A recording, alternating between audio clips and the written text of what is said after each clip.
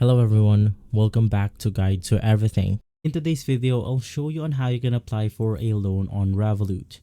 Now, the first thing that you want to do is to make sure that you have a verified account on Revolut, and from there, you just want to keep using the account until you're eligible for the loan feature on Revolut. Now, if that happens, Revolut will then go ahead and notify you on your mobile device or on your email, and from there you will then go ahead and see this screen right here. Now, you just want to go ahead and enter your desired amount loan, your desired loan in terms of months. Now, in this individual right here, he's taking a loan for 5,000 euro and is willing to pay around 60 months for 5 years.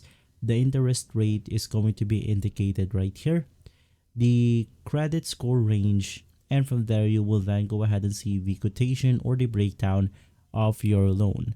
So to proceed, just click on the apply now button and you should be good to go. If this video has been helpful, leave a like, subscribe, and follow Guide to Everything for more videos like this. Thanks for watching.